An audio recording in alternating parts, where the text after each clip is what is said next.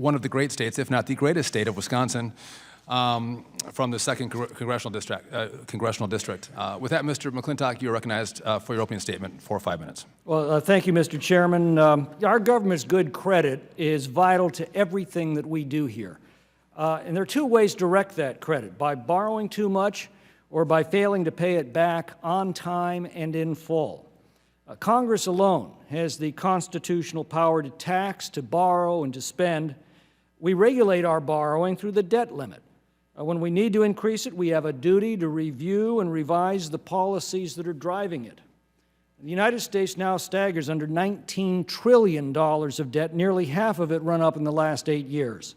The interest on that debt is the fastest growing component of the federal budget. Within 5 years, it will consume more than we now spend for our entire defense establishment. That's why we dare not increase the debt without also correcting what's causing it. But that can often lead to temporary impasses. And when that happens, it is vital that credit markets maintain supreme confidence in the security of their loans.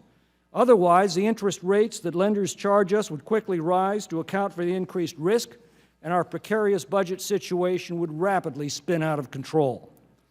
The organic law that established the Treasury Department in 1789 specifically says, "It shall be the duty of the Secretary of the Treasury to digest and prepare plans for the improvement and management of the revenue and for the support of the public credit." Manage the revenue and support the public credit. The GAO clearly spelled out what that means in answering the Senate Finance Committee in 1985. Quote, "Treasury is free to liquidate obligations in any order it finds will best serve the interests of the United States." The Constitution commands that the public debt is not to be questioned, and this is the practical mechanism for it. Most state constitutions provide that first call on any revenues is to maintain and protect their sovereign credit. That brings us to the fine point of the matter. In recent years, the Treasury Department has denied that it has either the ability or the authority to do so. Well, we now know from documents that were recently uncovered by this committee that this was a deliberate and calculated lie told to increase political pressure on Congress. We also know the Treasury Department was actually preparing contingency plans to prioritize debt at the same time the Treasury Secretary was publicly denying that he could. These documents also reveal that Federal Reserve officials were incredulous and appalled that the administration would make such statements because they ran a severe risk of panicking credit markets. Now, in 2011, I first introduced legislation to place an affirmative duty on the Treasury Department to provide first claim on any revenues for debt service. Ironically, the same Treasury Secretary who claimed he lacked legal authority opposed this bill that explicitly gave him that legal authority. In response to his untruthful claim that it wasn't possible, we amended my bill in 2013 simply to allow the Treasury Secretary to borrow above the debt limit to guarantee that the debt would be paid in full and on time without having to prioritize. It passed the House in 2013 and again last year. Opponents argued that this put creditors like China ahead of paying troops in the field. Well, actually, most of our debt is owed to Americans, and without our credit, we can't pay our troops or anybody else. By protecting our credit first, we actually support and maintain our ability to pay for all of our other obligations. Now, the President said this was tantamount to a family saying it would make its house payment but not its car payment. Well, both are bad.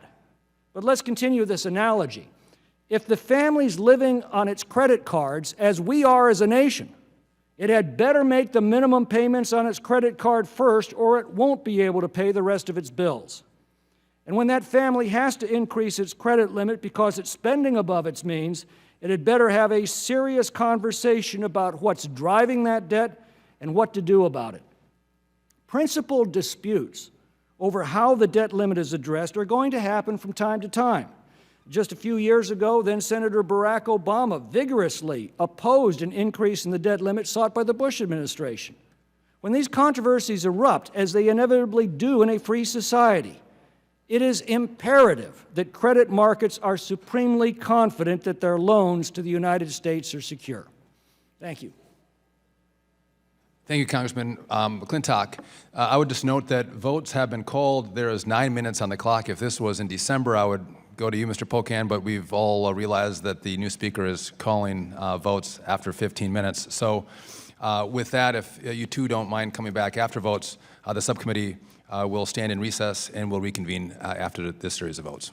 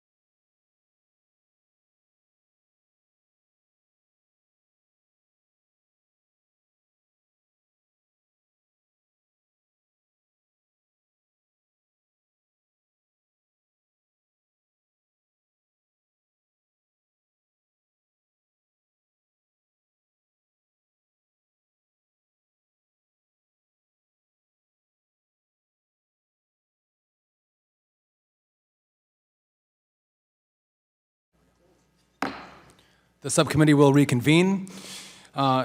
Just to be clear, without objection, the witnesses' written statements will be made part of the record following their oral testimony. And once the witnesses of the first panel have finished presenting their testimony, the chairman and the ranking member will each have 5 minutes to ask questions. With that, we'll now go to the gentleman from the great state of Wisconsin, Mr. Pocan, for 5 minutes. Great. Well, thank you very much, Mr. Chairman, Ranking Member Green, and members of the committee. Mr. Chairman, I just want to start out. I think we can find bipartisan consensus on what you said at the beginning. Wisconsin is the greatest state. So I just want to put that out there. Hopefully that's not where it ends. Yeah, just official suck up to start.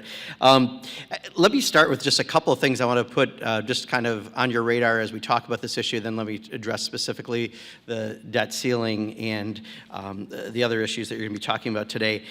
I think it's important that we should note the federal deficit has declined under President Obama by 2/3 since he came into office. And that's extremely significant and part of what we're looking at. In fact, this year, the CBO has predicted the federal deficit will increase very slightly after 6 consecutive years of decline, and that's due to our actions, what we did in December with the omnibus bill. Not only did we provide some marginal sequester relief, but we had loads of retroactive tax cuts, and of course all those tax cuts were unpaid for. I think the last estimate I saw was they'll cost about $680 billion over the next 10 years. And as of October last year, as a percentage of the economy, the deficit is now down to 2.5%, which is below the average of the past half century, and it's down about 9.8% since the president took office. I just put those out there because I think they're significant as we talk about the subjects that we're talking about. The second thing I just wanted to put out there for us to consider is the Simpson-Bowles Act that was out there, the proposal about how to try to provide relief. I know that I wasn't around, this is my second term, but previous when they were trying to find a grand bargain here in Congress and that couldn't happen, the Budget Control Act was put in place. And if you look at what was in the Simpson-Bowles Act that people have referred to often, we have already enacted 70% of the non-defense discretionary cuts that were proposed by that act. And according to the Center for a Responsible Budget, we've already cut 30% more discretionary spending than was proposed to be done by 2020 by the Simpson-Bowles. All those are programs that are important in our districts. And yet at the same time, we've enacted less than 1/3 of the proposed revenue changes also that were proposed by that. And I just put that out there because as someone who's been a small business owner for this year, it'll be now 29 years, I look at that. A balance sheet is what we take in and what we put out. And I think that that's significant because I don't think a lot of people don't realize what we've done on the taking out, but not necessarily the putting back in side of things. Specifically to the debt ceiling, you know, when I talk to people in my part of Wisconsin, I think it's no different than yours, Mr. Chairman. When I try to explain what the debt ceiling is about, you know, it's essentially we have made a home mortgage, we've committed to that payment, and when we lift the debt ceiling, it's really whether or not we're going to put that in the mail. And I think if you look at it as that, where the responsibility really is up front, where we decide whether or not we're going to make that decision to make that spending, which is that home mortgage, rather than trying to deal with it at a debt limit when we often are putting ourselves in a pretty bad place. As a small business owner, I know what happens. Last time when we shut the government down, I did happen to be around for that. I saw what happened across the country when we lost billions of dollars out of the economy, when it affected small businesses and the decision-making they're going to make. It has a real negative effect, and we have to be very careful when we put that out there as a tool, because I think all too often it has very negative ramifications. Our entire economy can be really rattled if we didn't do the right thing. Millions of Americans could face delays in Social Security checks, veterans benefits, and other critical services, and it does put our country, I think, largely at risk. Which, in the minute remaining, let me just touch briefly on the debt prioritization that I think has been part of this conversation that you're having.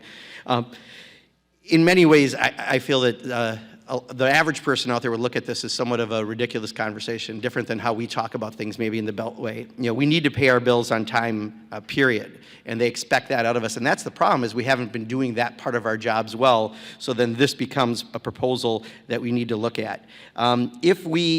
Fitch's ratings agency has already indicated that delaying payments on other obligations while honoring interest and principal payments would trigger a credit rating review and possibly a credit rating downgrade.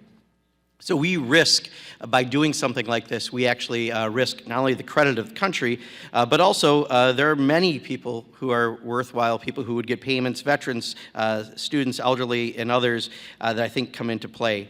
I have 6 seconds left, so I'll yield back at this point, but I'll be glad to take any questions, Mr. Chairman. Thank you, Congressman Pocan. The chair now recognizes himself for 5 minutes for questions. I would just note that given my friend from Wisconsin a little bit of pushback, we've increased our debt by $8 trillion. And we pay $255 billion a year just to service that debt. And I know that you look for a lot of revenue to spend on a lot of different programs.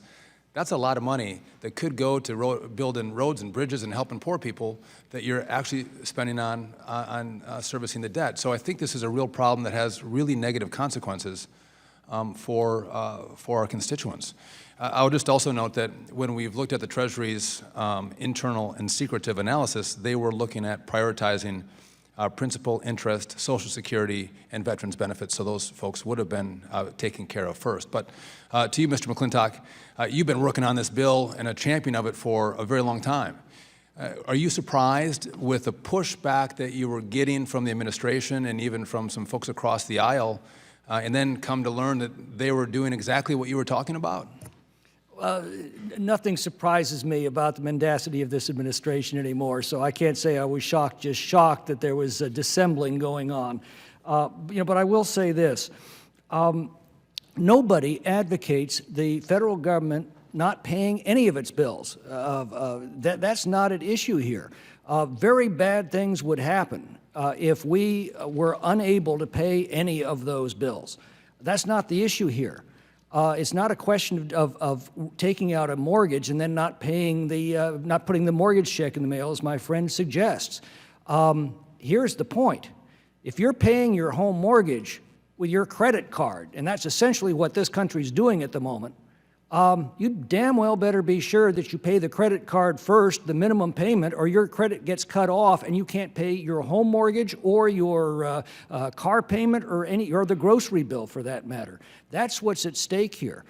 And when credit markets begin to wonder if there's going to be a stalemate in Washington, the risk for making loans to the federal government goes up, the interest rates go up, and your point is spot on. Our interest costs are already eating us alive. $255 billion this year just to rent the money we've already spent. We throw billion-dollar figures around here all the time without any reference point in the real world. Every $1 billion is about $8 from an average family's taxes, which means that about $2,000, if you're an average family paying average taxes, about $2,000 of what you sent to the IRS this year did nothing more than rent the money we've already spent. That's got to be brought under control, but the first thing we've got to do is be sure that our interest rates don't start to spiral because there's a perceived risk that the loans made to this government are not absolutely secure and sound. And I would just note that the $255 billion on the $19 trillion is at historic low interest rates. Without even borrowing any more money, it's going to go up just with the increase in rates that are on our horizon. So I think it's important that we note that. I can't imagine in a family, as you just mentioned, Mr. McClintock, mom and dad and a couple of kids having some tension about whether they can balance their budget or not. And if the dad says, let's not balance ever, and the mom says, listen, we have to be fiscally responsible, it's going to create tension between the two of them. And if the two of them actually agree that they're never going to pay it but give it to the kids, I'm sure the kids are going to get a little upset at that too and go, hey, it's going to create a dialogue. And I think that's what's happened here. But the point really is, and per your legislation, and what we found out within Treasury was, we're going to pay the principal and the interest. We want to make sure American sovereign debt is never in jeopardy. But there's going to be a larger conversation about how we spend. And maybe to you, Mr. Pocan, I know that when the vote came up on Mr. McClintock's bill, I think my stats are right, almost every Democrat voted against it. And I hear your concern. I think you made it well. But now knowing that, Treasury was actually doing the very thing that Mr. McClintock was talking about, but saying something else publicly, I don't know if those who voted against it feel a little bit misrepresented by the administration, and maybe if you were in line with the president and his view on Mr. McClintock's bill, maybe it would have been one of those bipartisan votes with 435 members saying aye to Mr. McClintock's proposal. Yeah, if I can, I think what I would offer is, I think the public looks at it differently. There's a reason why there's a 15% approval rating in Congress, and they prefer traffic jams and zombies and headlights to us, right? They expect us to do our jobs, and we haven't done our jobs and doing the budget process the way we're supposed to. Now, I'm looking forward to this new day we're going to have in Congress. I know we're having a more thorough, regular order process, but if we don't do our basic jobs in getting a budget done, we can't come to the Band-Aid solutions, which is what we're doing here. And that's what this proposal, unfortunately, is. So I think it comes down to the core of what we're supposed to do and what the public expects of us. And when we don't do our jobs, then we need to expect the public to prefer the things they prefer over us. So I guess that's my response, is we should really be dealing with what we need to deal with first and foremost, and these things are either side attractions or Band-Aids. Thank you. My time has expired. I now recognize the ranking member, the gentleman from Texas, Mr. Green, for 5 minutes.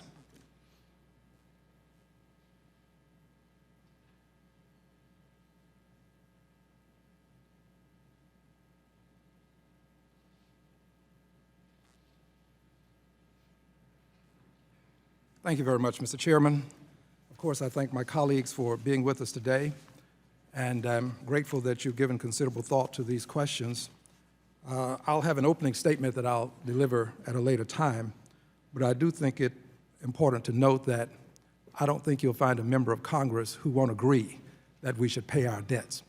I don't think you'll find a member of Congress who would say we should shut down the government. However, I do know that there are members of Congress who contend that you can make partial payments, and by making a partial payment, you somehow cause everything to go on, and you don't have a disruption in domestic markets, international markets. The witnesses who will be testifying after my colleagues will indicate some of the concerns that they have with reference to disruptions of markets in the event we make a partial payment of our debts. Partial payment meaning just decide to pay the principal and interest, take care of the treasuries, make sure the bonds are paid, overlooks things like Medicaid, Medicare, Social Security. There's at least one witness who thinks that we should overlook Social Security, just pay the interest on debt. So with that as the circumstance, Mr. Pocan, would you advocate in any way making a partial payment, meaning pay some parts of the debt but not paying all of the debts? Well, and I think that's what's really at the point that we're trying to have a debate about, is whether or not, if we did our jobs right in the first place, we don't have to have this ancillary conversation later. And that's exactly, I think, what we're doing. When I went through just my experience in that October when we were shut down for 17 days, people were very upset that we weren't doing our jobs. And it seemed like, I think there were 22 demands that came during the 17 days. I remember one morning watching Darrell Issa on TV addressing a demand, and they said, oh, no, your demands have changed already. Now it's a different demand. And we tried to keep up with the demands that were made. The bottom line is we just have to pay all of our bills, as you said. That's what the public expects of us. That's what we all want and need to do. But we have to be responsible and get that done. And if we don't get it done and we get to the point that we sometimes use the debt ceiling as an excuse, even though we've already made the expenditures, we've already done that. And we can't use the other to not drop that envelope in the mail after we've already signed up for the mortgage. So it is incumbent on us to get that done. I think it's also important that we give some definition to the term raise the debt ceiling, because I think there's a nebulous notion in the minds of the public as to what this actually means. It really means pay the bills you've already incurred that you have agreed to pay. Pay the bills that are owed and properly due, as opposed to some notion that we are now trying to extend credit beyond some unreasonable amount. We're talking about money owed to people, in many cases, doctors, who will help us with Medicare and Medicaid, money owed to businesses. But we're talking about paying what's owed.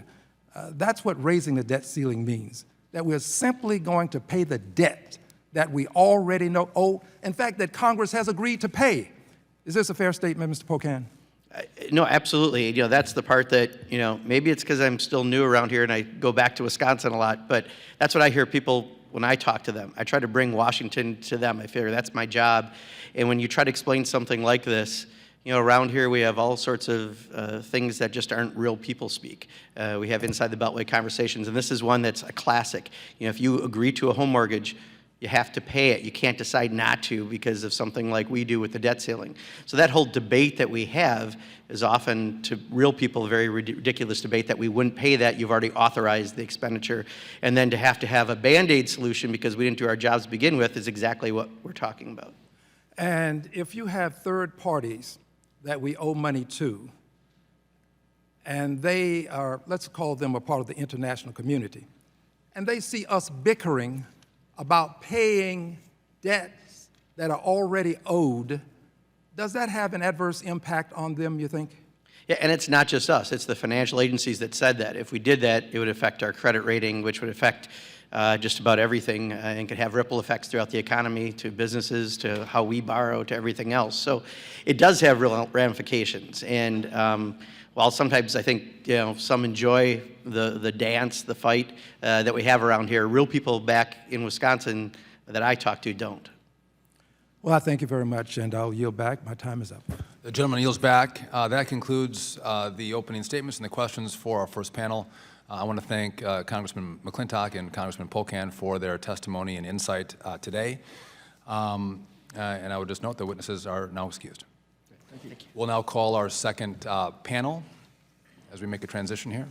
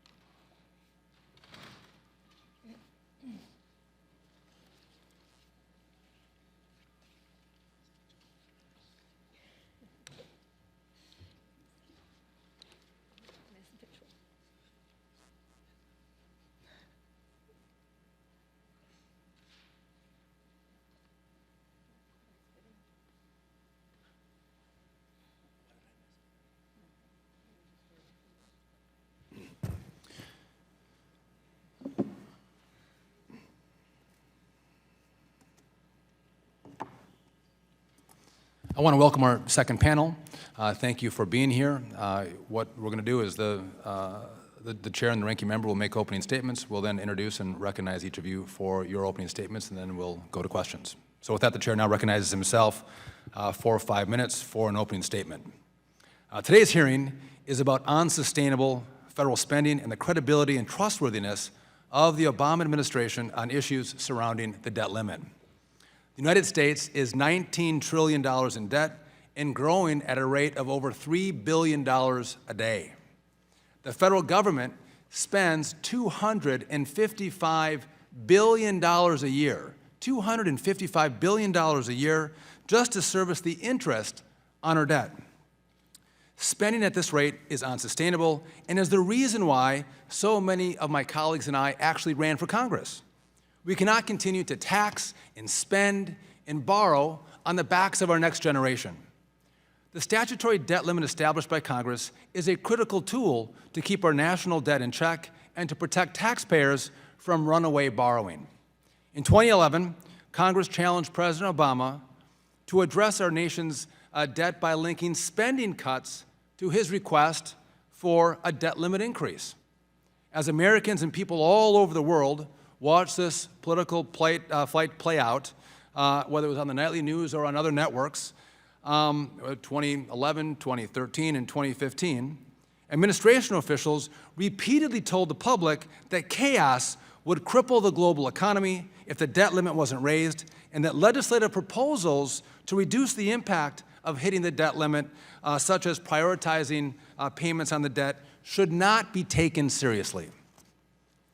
We heard from officials like Treasury Secretary Liu, former Secretary or Deputy Secretary Neil Wolin, and former Assistant Secretary of Legislative Affairs Alistair Fitz-Payne, that it would be, quote, unworkable, end quote, for Congress to require the Treasury Department to prioritize principal and interest payments on the debt, and that the administration had never made a decision to prioritize debt payments in the event the debt ceiling debt ceiling deal was not reached.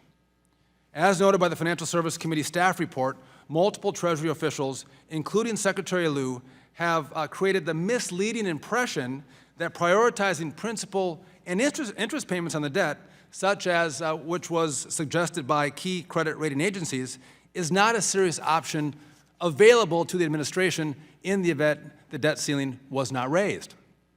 However, as revealed in the committee staff report, internal records of the New York Fed show that the administration has been preparing debt ceiling contingency plans and running so-called tabletop exercises since at least 2011 that take into account various payment prioritization scenarios, including the prioritization of Social Security, veterans benefits, and principal and interest payments over other government obligations. Moreover, these internal records reveal that the administration, in fact, was planning to prioritize payments on the debt during the debt limit negotiations of 2013 in the event the debt ceiling was not raised. Rather than being forthright with the American people and assuring the financial markets and the holders of U.S. Treasury notes that the U.S. Treasury notes would not be defaulted on and the U.S. would not default on its sovereign debt, the Obama administration chose instead to mislead the public for the purpose of pressuring Congress to acquiesce to the administration's no negotiation position on the debt ceiling. Basically, they're playing politics.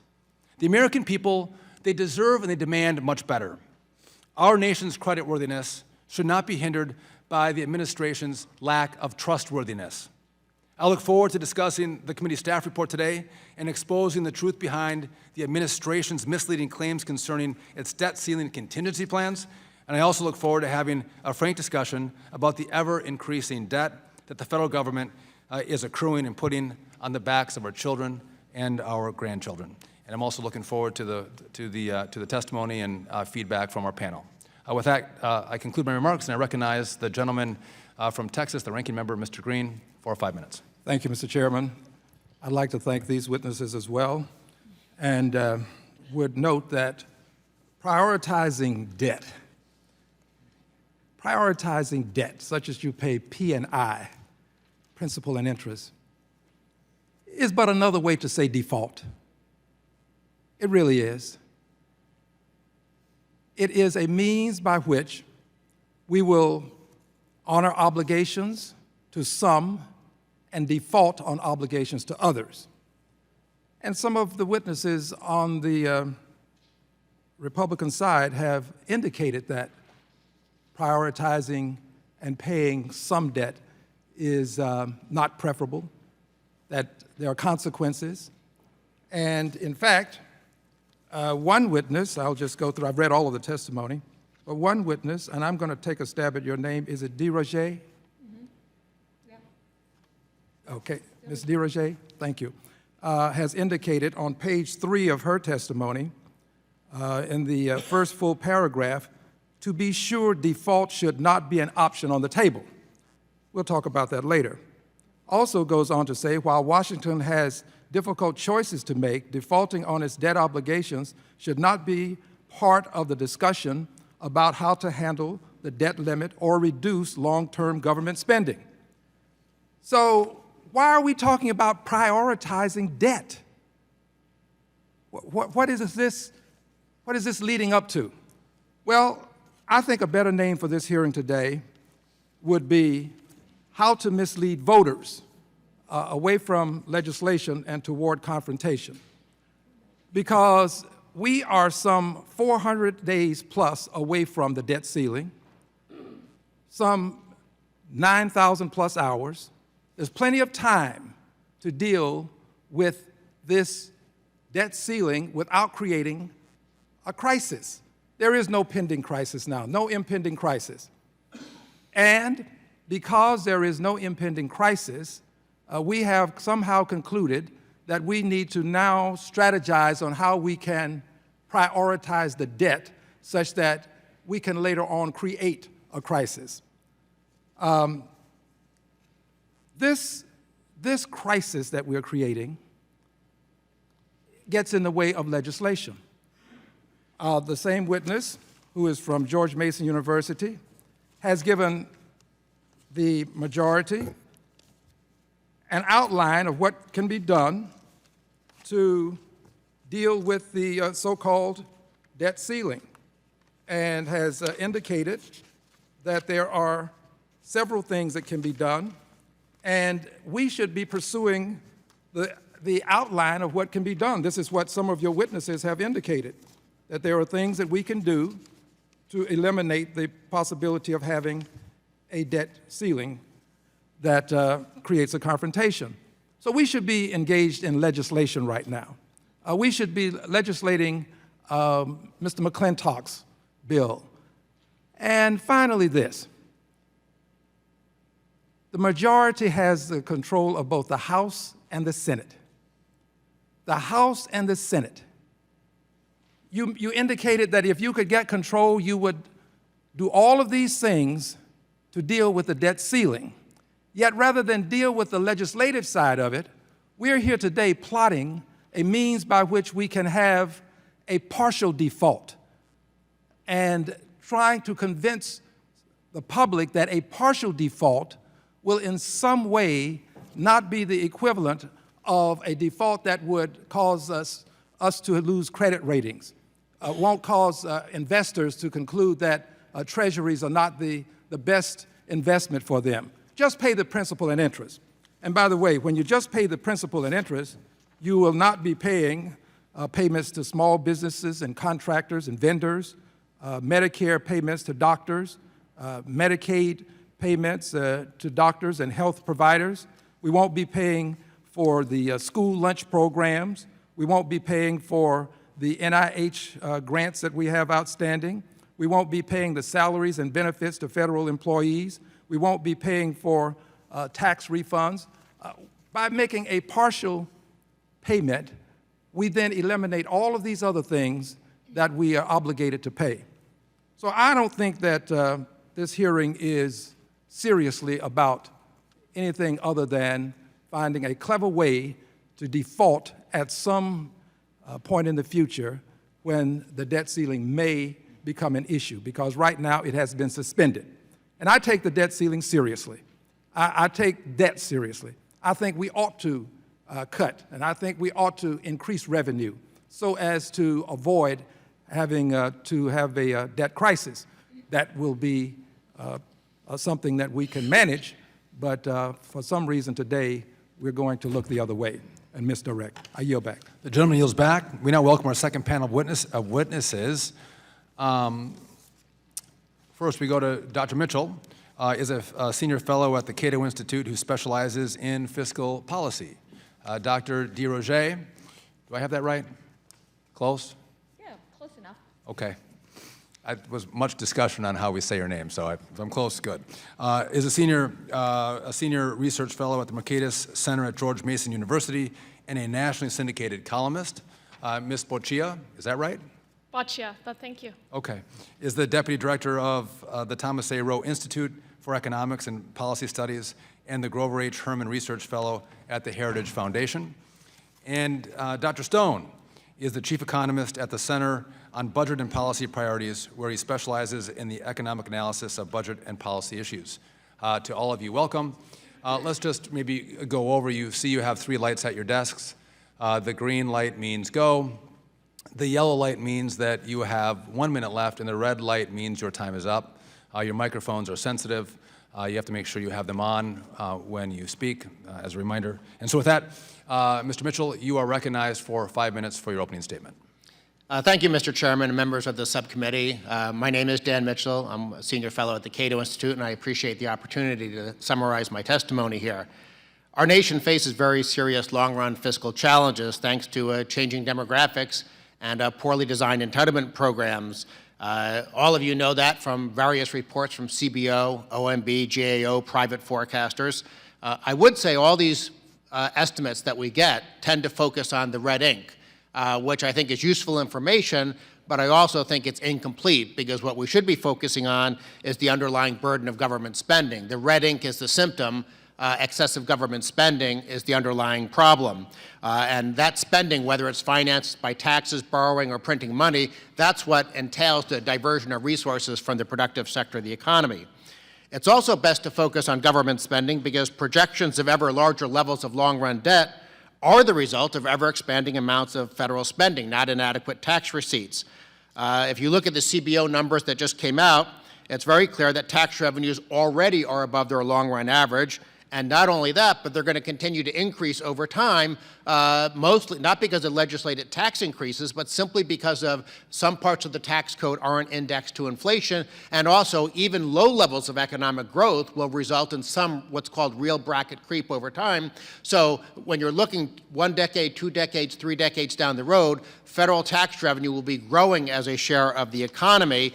So the problem that we have with our long-run fiscal forecast is not on the revenue side of the equation. Revenues are growing, but the burden of government spending is growing even faster. And as I mentioned before, it's largely because of entitlement programs combined with changing demographics. A reasonable sized welfare state is possible when you have a traditional population pyramid. But because of aging population and falling birth rates, we're moving toward a population cylinder, and that's going to create very, very serious problems. Indeed, if you look at some of these forecasts, we're on a path to becoming a failed European-style welfare state. As a matter of fact, if you look at some of the long-run numbers, not only from our own agencies, but if you look at what the International Monetary Fund is projecting, the Organization for Economic Cooperation and Development, Bank for International Settlements, they all show numbers that are actually worse than what you see in terms of the long-run forecast for France, Italy, Greece, and places like that. Now, I actually think those estimates are a little bit too pessimistic because they're basically premised on the notion that we have this big built-in increase in government spending and tax revenues are growing only very slowly as a share of the economy, and they assume compounding levels of government debt. Well, we can actually solve that problem relatively simply by simply putting a cap on government spending. And so even though these long-run forecasts show us with more long-run debt than France and Greece and Italy, I actually think our problem is much easier to solve because they're already at levels where government is consuming more than half of the productive sector of the economy, and their tax burdens are at or above the revenue maximizing level. That's a much, much harder problem to solve. So the question is, we do have this long-run problem, however you measure it. How do we solve it? Should the debt limit be an action-forcing event for fiscal reform? And my conclusion is yes, because it beats the alternative. And here's an example that I shared with the Senate Budget Committee a couple of years ago. Look at Greece today. A very deep recession, completely miserable economic situation, incredibly high levels of unemployment, including 50% unemployment for young people. Why are they in this mess? Because they hit a fiscal crisis. Imagine, though, if 15 or 20 or 25 years ago, Greece had something akin to the debt limit, some action-forcing event. And let's say that some lawmakers 15 or 20 or 25 years ago threw sand in the gears, caused shutdowns, caused debt limit fights, whatever you want to call it. But imagine if all that had forced Greece to engage in reform. It might have caused a little bit of discomfort then, but it would have saved the Greek people from much, much deeper levels of misery that they're suffering now. And I sort of view the whole debt limit fights or government shutdown fights, any of the fights that we're having now, sequester fights, they're basically an opportunity to save America from enduring that kind of suffering that the Greek people are dealing with. And so that's why a debt limit fight or some other fight would be necessary. Now, there are, of course, arguments against this approach. One of the arguments is that, and we saw this with the July 2015 GAO report, is that, if you have these debt limit fights, what's going to happen? You're going to have higher levels of interest on the debt. Again, that's peanuts compared to the long-term suffering that might occur.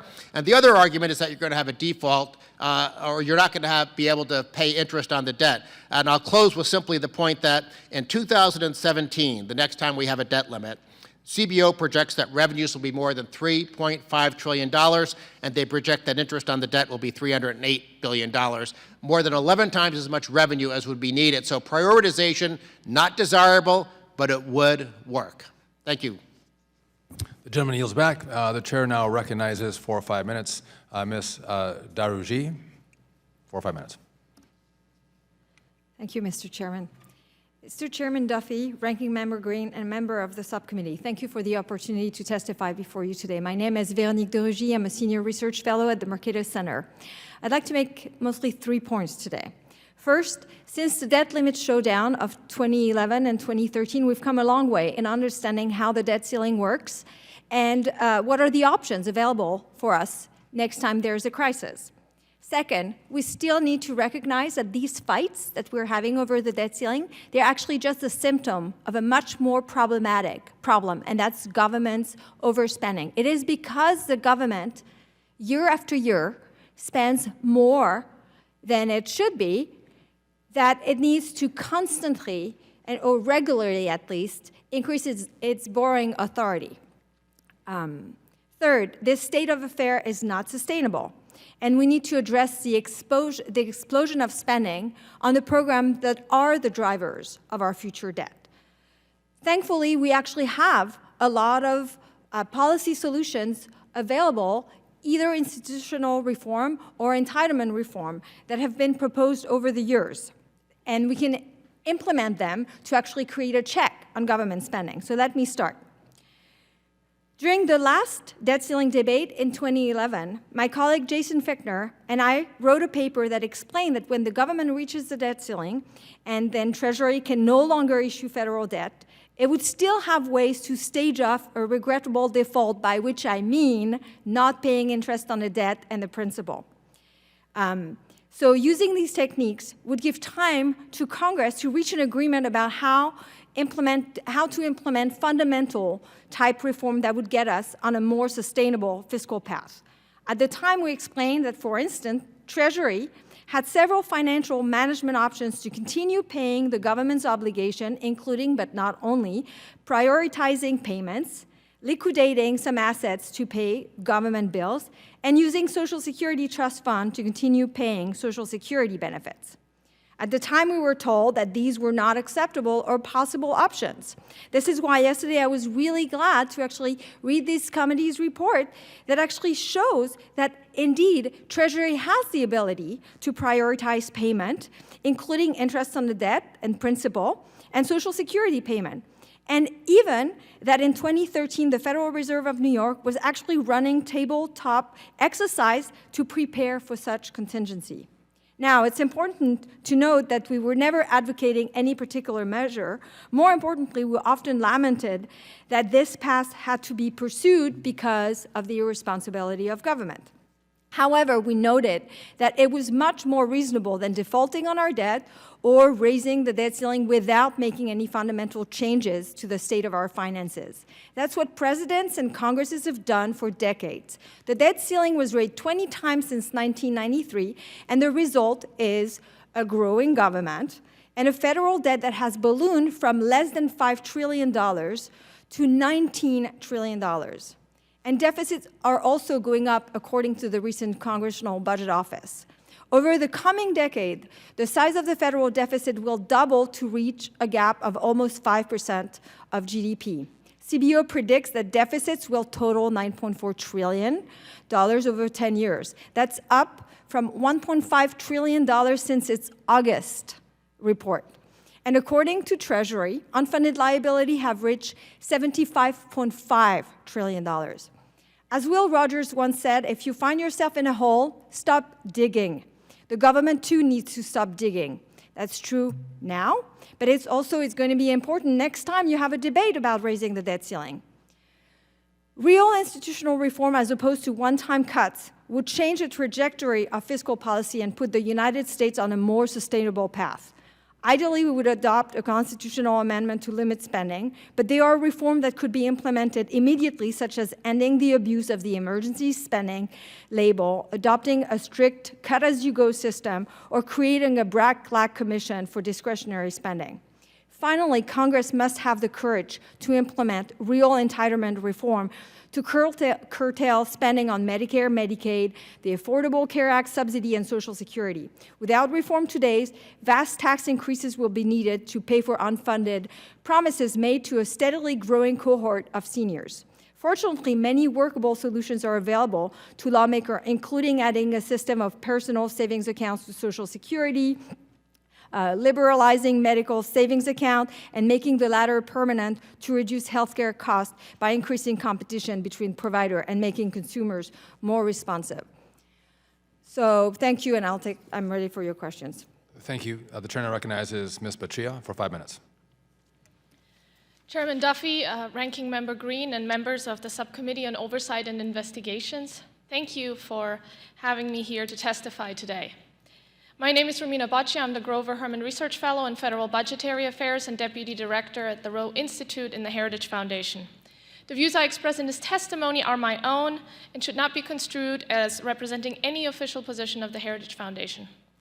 The nation is on a fiscal collision course.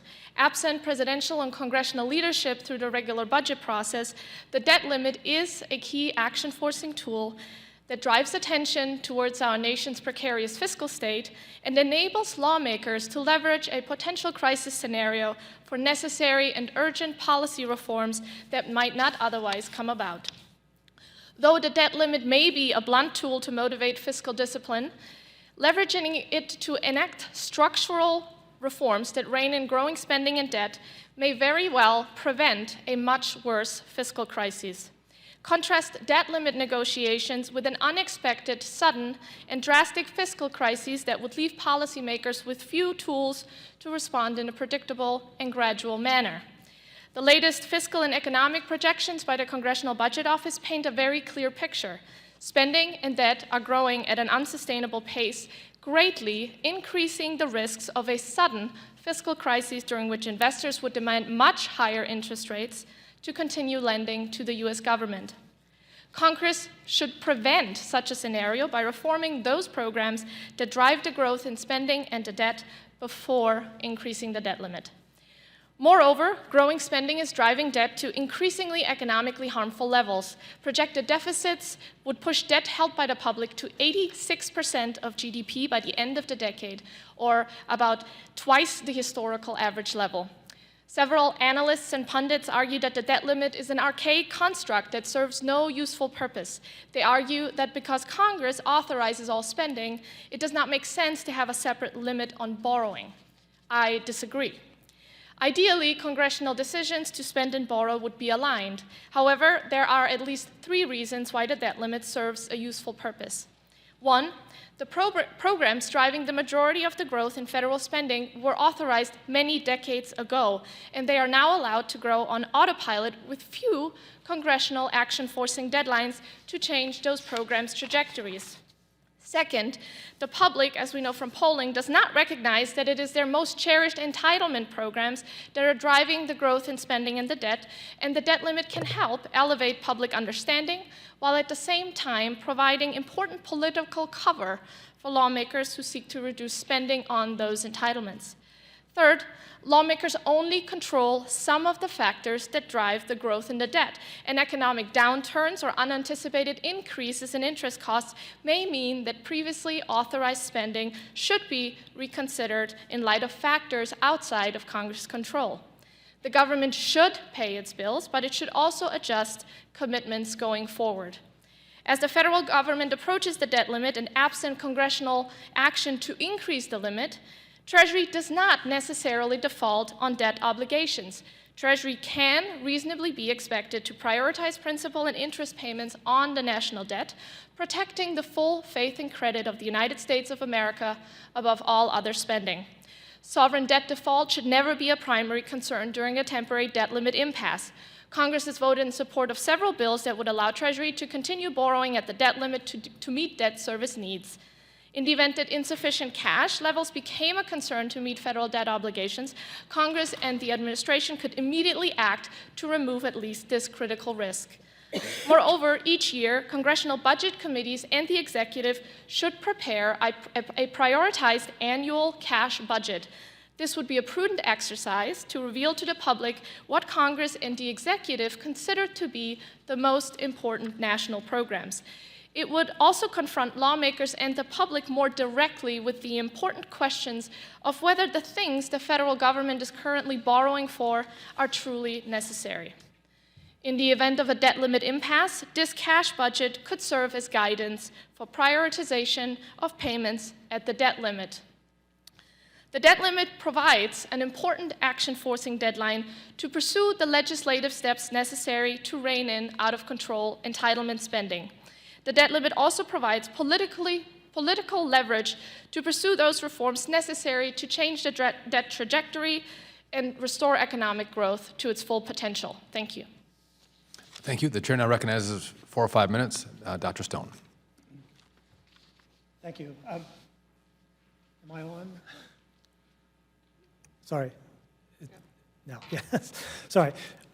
Chairman Duffy, Ranking Member Green, and other members of the subcommittee, thank you for the opportunity to testify at today's hearing. In my written testimony, I make 2 broad points. The first is the need to focus not just on spending, but also on revenues in addressing our long-term budget challenges. The second is to caution strongly against thinking that the statutory limit on federal debt has a constructive role to play in addressing those challenges. Budget deficits result from an imbalance between spending and revenue. Rising debt relative to the size of the economy results from persistent large deficits, not from too much spending per se.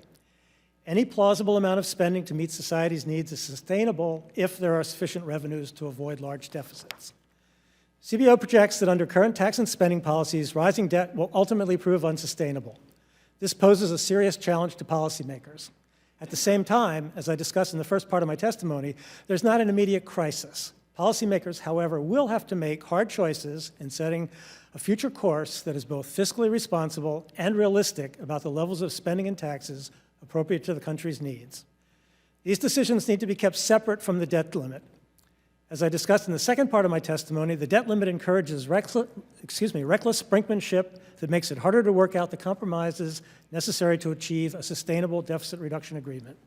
As former Federal Reserve Chairman Ben Bernanke says in his recent book, refusing to raise the debt limit takes the economic well-being of the country hostage. That ought to be unacceptable, no matter what the underlying issue being contested. Here's some key points from my written testimony that I'll be happy to elaborate on later. On trends in government spending and debt, which I will always speak of relative to the size of the economy, i.e. as a share of GDP, rather than in dollar terms, I have 4 charts in my testimony that help illustrate the following points. First, the financial crisis and Great Recession were a major shock to the economy and the budget, but factors causing a surge in deficits and debt after 2008 were temporary. Revenue losses and spending increases due to the economic weakness and temporary tax cuts and spending increases to combat that weakness. Those policies have largely abated as the economy has been recovering, stimulus programs have phased down, and policymakers have enacted new deficit reduction policies. Second, budget analysts have known for a long time that the aging of the population and rising healthcare costs are the drivers of long-term spending projections, not a problem of spending growing faster than the economy throughout the government. Center on Budget and Policy analysis finds, for example, that program that is non-interest spending outside of Social Security and Medicare is running below its historical average as a percent of GDP and is projected to fall further in the future. Increasing generosity of benefits is not what's driving the increase in Social Security and Medicare spending. Rather, it's the rising share of the population eligible for benefits and in Medicare, rising health care costs, which affect public and private health care spending alike. Historical levels of spending and revenues are a poor guide to what's required to meet 21st century national needs and be fiscally responsible. Third, and this is important, low-income programs are not a driver of long-term deficit projections. Specifically, outside of health care, federal spending for low-income programs, including refundable tax credits, such as the Earned Income Tax Credit, are on track to fall below their 4-decade average of 2.1% of GDP in coming years, to fall below. Fourth, long-run fiscal sustainability does not require balanced budgets. For example, even though there were deficits in almost every year between World War II and the early 1970s, debt grew much more slowly than the economy, so the debt-to-GDP ratio fell dramatically. Let me be brief about the debt limit. Setting a limit on debt is an ineffective means of controlling deficits. That's a direct quote from a 2010 CBO report. Debt subject to a statutory limit is a measure that has no economic or financial significance. CBO instead features debt held by the public, basically the sum of all past deficits minus surpluses, in its presentations, because that public borrowing is what affects national saving and credit markets.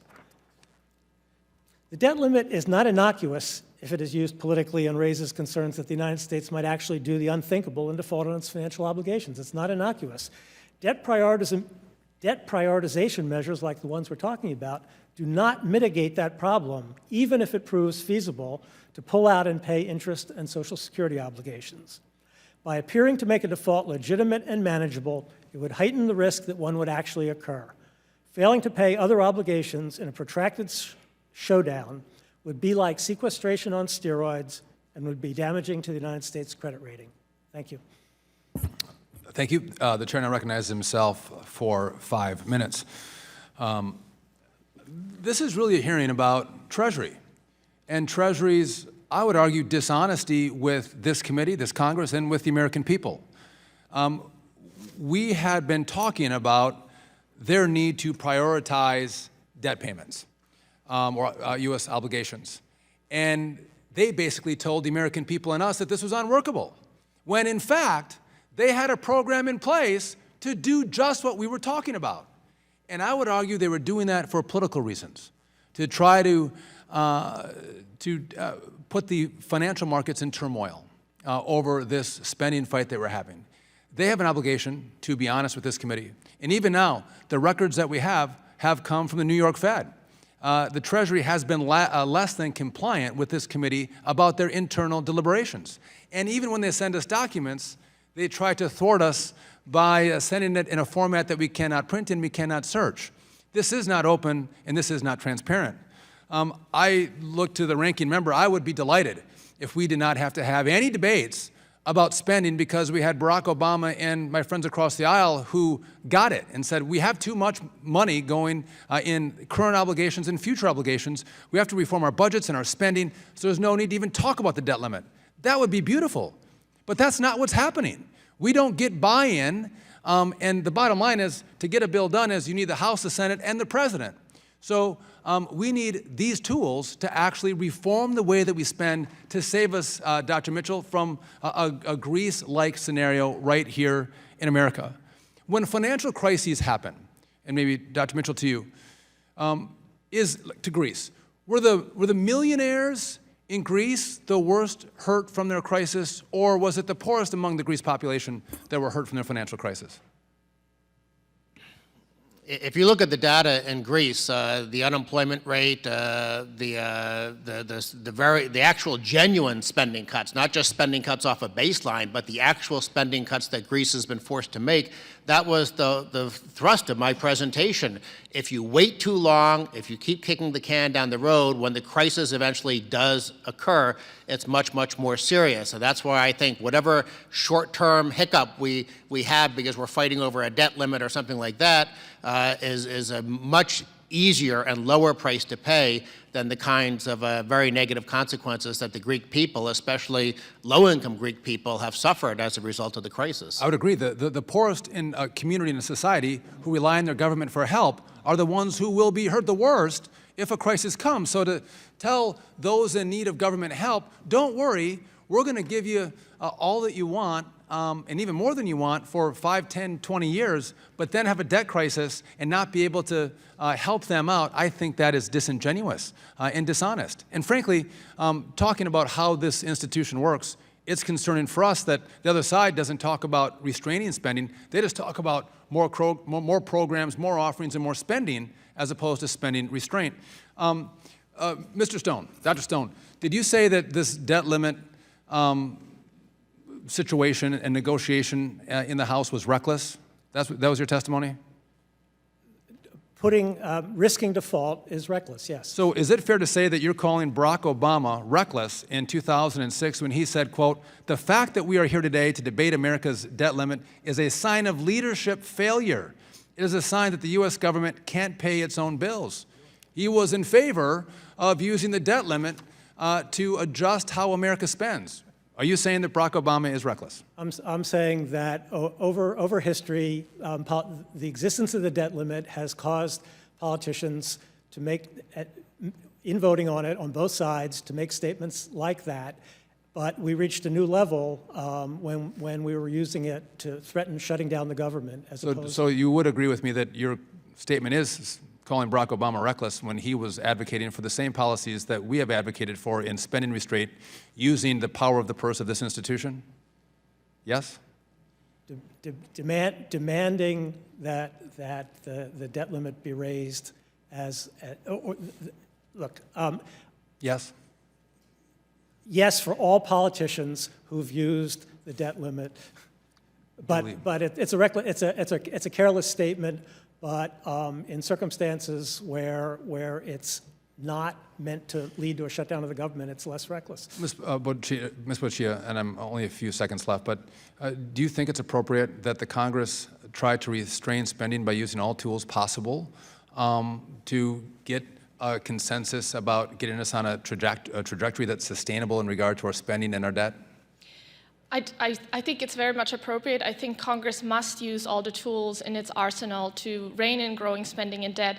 And to those who say it's okay, we'll just raise taxes, the problem we have is that spending is growing much faster than the economy, and in the long run, you cannot raise taxes faster than the economy is growing. It's going to be impossible, which is why the CBO says this scenario is unsustainable.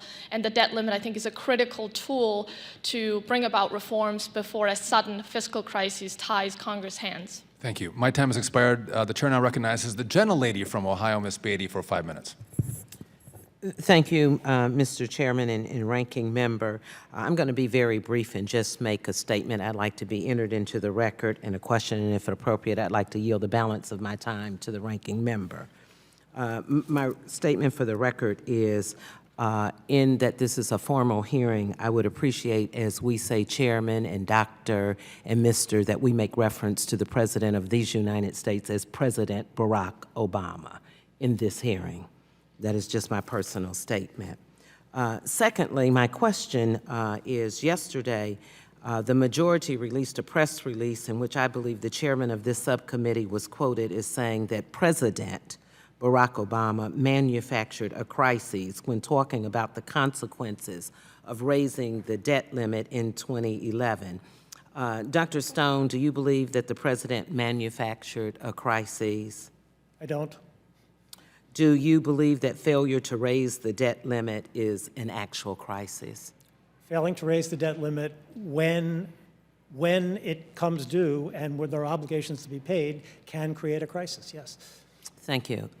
Mr. Chairman, I'd like to yield the balance of my time to Ranking Member Green. I thank the gentlelady. And let's start with this notion that you have to have the House and the Senate and the President to legislate. That didn't stop us from voting more than 50 times to repeal the Affordable Care Act without the House and the Senate and the President. Legislate. You're in the majority now. Do what the majority should do and has a responsibility to do. Legislate. Pass Mr. McClintock's bill. I know what it does, but then you will have legitimized that process. What you want to do is have the administration legitimize a process that has severe consequences so that you can continue to blame Barack Obama. And I yield to myself the notion that I should say President Barack Obama. And I'm going to say it, but I had to do that for emphasis. This is what it's all about. You've got witnesses on your side who've indicated that we should not default. Let's test this. If you think we should default on the debt, raise your hand. Let the record reflect that no one has raised a hand. They don't think we should default. Now, Mr. Stone, prioritizing and paying P&I only, is that a form of default? We're not meeting all of our obligations. Under the Constitution, we have a debt limit and we have the requirement to meet all of our financial obligations. They're in conflict. So that is a form of default. So, all right, let me ask my other friends on the panel. What do you call paying P&I only, not taking care of Social Security, not taking care of military obligations, not taking care of Medicaid and Medicare? What do you call those, failure to take care of those things? And I'll start with the lady that I called on earlier. I call that scare tactics. Because well, let me ask you this. In 2013 and If 2011, I may there was intercede, always please, since money. I have the time, you call it scare tactics. Let me ask you this. You call default only if you don't pay P&I. That is your definition of default, I see. Because if you thought that default, failure to pay P&I is default, then you'd have to conclude that you're defaulting on those obligations as well. You can't conclude that only principal and interest is a part of our obligations. All of these other things are our obligations too. If you think that we only have an obligation to pay P&I, raise your hand. Nobody thinks that we only have an obligation to pay P&I. Let the record reflect that no one raised a hand. So this is really about trying to find a clever way to avoid making payments, have the administration do it, not pass legislation to get it done. You have the majority. Pass the legislation. Pass Mr. McClintock's bill. Pass other legislation. You've been given 5 things that you can do short of creating a debt crisis, short of defaulting. 5 things that Mrs. DeRogie has indicated we can do. 5. Then they don't require a default. Is that a correct statement, Ms. DeRogie? Do any of these require default, the 5 things that you've given us? These are like suggested I understand, fundamental but do any of your suggestions require that Congress should default? agree on. Some of them. So you're saying your suggestions would require default? Default defined as Default paying defined as interest on not the paying debt? obligations. Absolutely not. Okay, And so in you the got same- these 5 things that your witness has said you can do. You can do these things. You're in the majority.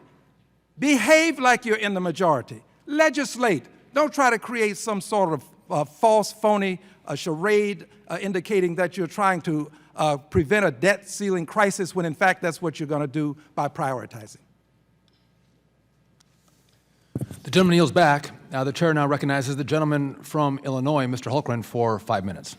Thank you, Mr. Chairman. Thank you all for being here. This is a very important subject as we see the clock ticking behind your heads and on the sides here. This is a huge challenge that we need to address, need to face. And I really do want to thank the witnesses for appearing here today. Especially wanted to thank a previous panel, Congressman McClintock, who's shown incredible leadership on this issue. I'm proud to be a co-sponsor of the Default Prevention Act and was pleased to see it pass last October. Hope we can continue to push on that. I've been more than frustrated with the administration's apparent desire to increase our debt and their disinterest in having serious conversations about reducing long-term spending, such as making reforms to our entitlement programs that we all know need to be discussed. My first question I'm going to address to Dr. Mitchell and maybe if somebody else wants to jump in as well. But as we learned from the committee's report, the administration is able to prioritize debt payments. In fact, they made plans to do so, but failed to share them with Congress and the American people. Given the fact that Treasury is capable of prioritizing debt payments over other obligations, wouldn't it make sense for Congress to mandate that debt payments should be prioritized in the event the debt ceiling is reached to ensure that America does not default on its sovereign debt? 2 things, sir. Presumably, legislation wouldn't be needed because I'm sure Treasury, if push came to shove, would prioritize because no Treasury Secretary would actually want to have default. And it's important to underscore that default that paying P&I first doesn't mean that you're, quote, defaulting on other obligations. It simply means that they're being postponed, which brings up my second point. Plenty of state and local governments already do this. If states that are considered chronically mismanaged, like California, manage to prioritize at times when they run into their own fiscal challenges, I'm sure that Treasury has all the expertise it would need to prioritize Can I as ask well. you a question on this, just to clarify? Because I think so much of our economy is confidence-driven. It's consumer confidence. And so it really goes back to, by doing something like this, it's sending a message out there that you don't have to worry. This is taken care of. We've got the resources to pay for it. So although you might be right of saying, we can do this, I just think it sends that clear message that we will do this, that we are going to make sure that we're going to protect the American people, that our credit is important, that we're going to pay our bills. So I wanted just to maybe Dr. I definitely think it would be good to pass the legislation, even though in reality, I think Treasury would do the right thing so anyhow. we could do it, but by passing it, it just kind of makes that very clear. And I think it adds to that consumer confidence of that. And we've seen these threats. We've seen people abuse it. Quite honestly, on both sides, to push things through quickly without having the proper discussion or debate. Dr. DesRosiers, did you have any thoughts on that? No, I mean, I agree. I agree, but I also think it's, and a lot of the time, it's like a false debate, because it's implied that all that the government can do or Treasury can do at a time of raising the debt, of reaching the debt ceiling is pay P&I. And what we've seen time and again is that actually there's enough revenue not only to pay P&I, but also to pay other obligations. We've also seen, because it's been written up by GAO and it's been fact-checked many times during the 2011 debate, that actually they could pay Social Security. And this is what I meant by scare tactics. So the idea that all we could do at all is P&I is usually actually a false debate. Yeah. Of course, if we reach a point where P&I is so big, because we've let the government grow so far, then we have bigger problems. Let me flip it around real quick. There's, I guess, agreement that there's flexibility already there. There's ability and some misinformation, I think, of what the Treasury can do and can't do. I guess to flip the question around, is there any valid reason for not supporting legislation instructing the administration to prioritize payments to avoid defaulting on the nation's sovereign debt?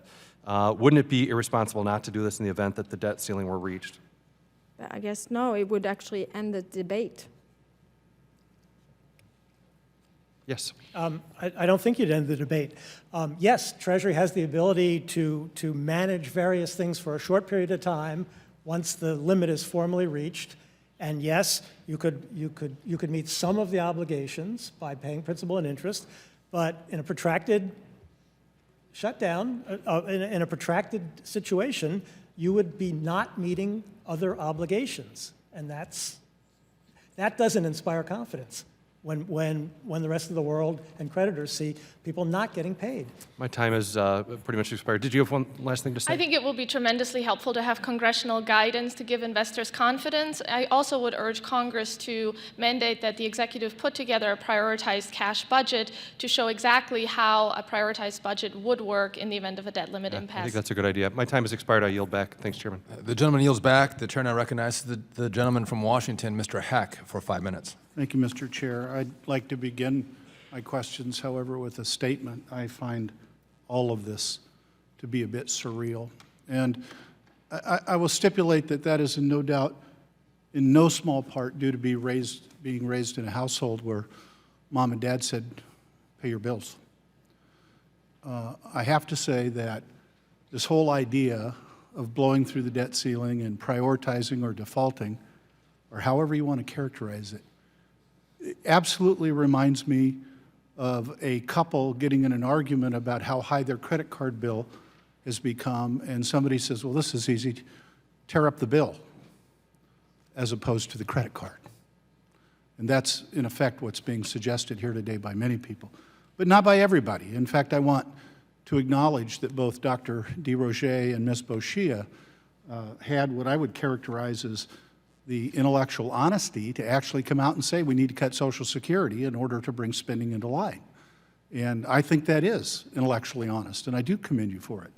Dr. Mitchell, I heard you say that we needed to reduce spending, we needed to reduce entitlements, Are you ready to throw in with your colleagues that that includes Social Security, and that the way to control spending going forward, it is your position, includes cutting Social Security benefits? If you look at the just released CBO report, we could balance the budget by 2026 if we simply limit the growth of spending to 2.5% a year. The problem, of course, is on the baseline, spending is projected to grow more than 4% a year. So we're not talking about cutting necessarily, although there are plenty of programs and departments that should be cut. We're talking about limiting the aggregate growth of spending so to it's stay within pain-free. that limit. It's pain-free. No, it's not pain-free at all. The interest groups would squeal if all of a sudden they were put on a diet. But that's exactly what things like a debt limit theoretically Reclaiming do. my time. Force debate. Reclaiming my time.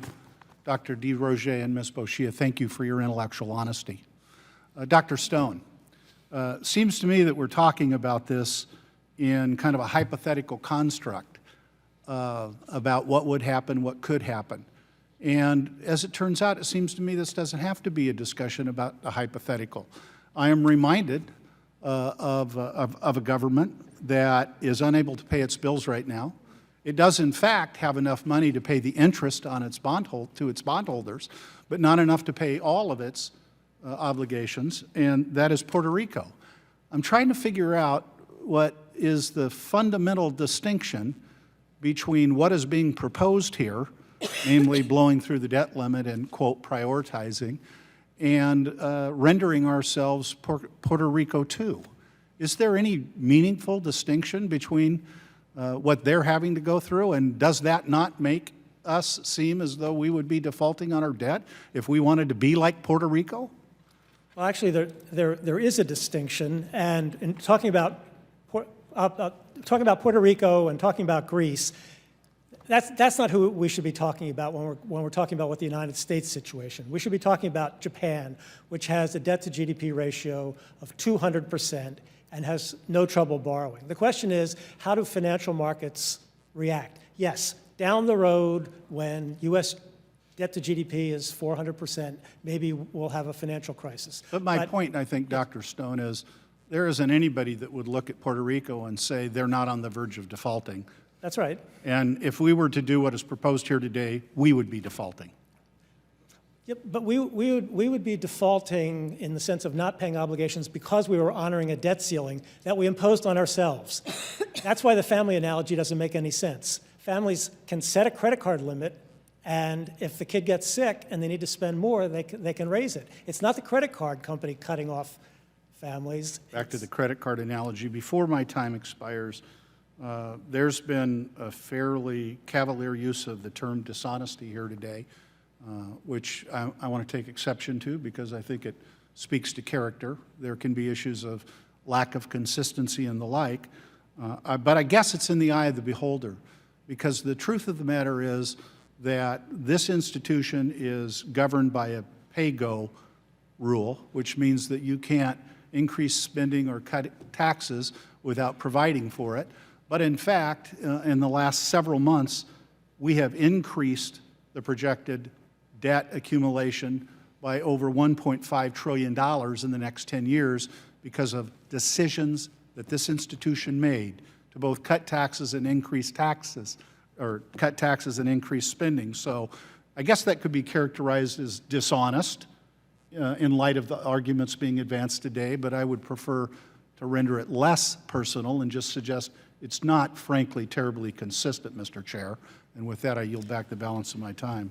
The gentleman kneels back. The chair now recognizes the gentlelady from Missouri, Ms. Wagner, for 5 minutes. Thank you, Mr. Chairman. I thank you to our esteemed panel for coming before this subcommittee to discuss this important issue of our nation's debt, which now stands at an outrageous $19 trillion. For Congress, the debt ceiling should be an important and necessary tool to look back on our spending policies in order to find ways to cut this massive federal government. Instead, this administration has used the debt ceiling as simply a blank check and a political attack vehicle. The American people are tired of the dysfunction in Washington and tired of their elected officials and leaders failing to get things done. And cutting our out-of-control and irresponsible debt is something the American people want done. In 2013, when I and a number of my House colleagues had the privilege of going to the White House to negotiate in very good faith with the President on the debt ceiling, he decided to use the opportunity to lecture and pontificate, not negotiate. And I was there. He used dramatic rhetoric, such as not wanting to, quote, negotiate with a gun pointed at their heads, and used the press then to paint House Republicans as unwilling to talk and address the people's concern about our fiscally, as you all have stated, unsustainable, and I think, as a mother of three, immoral debt.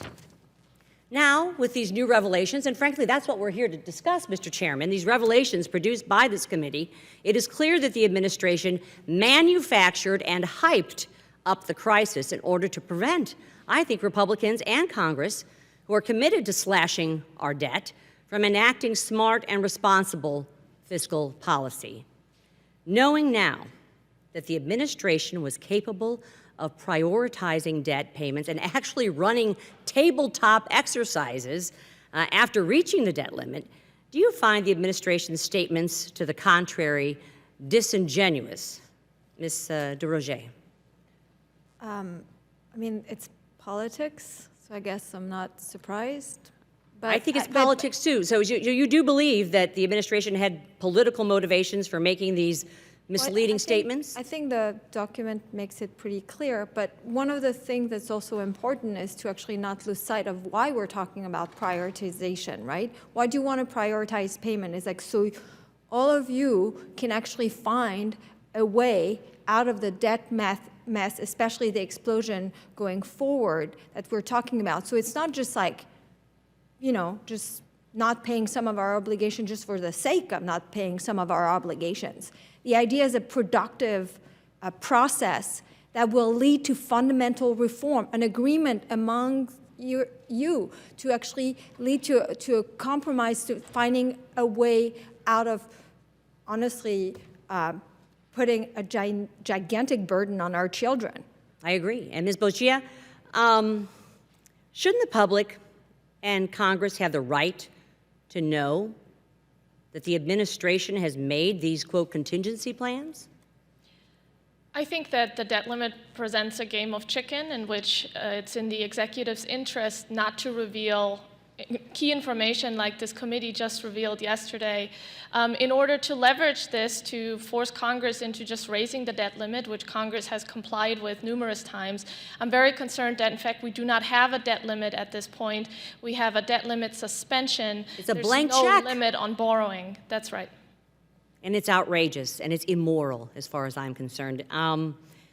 Ms. Bochia, I hope I'm pronouncing that correctly. Did the administration's choice to I believe, play politics by withholding information about the administration's ability to make payments on the debt create unnecessary uncertainty in the markets?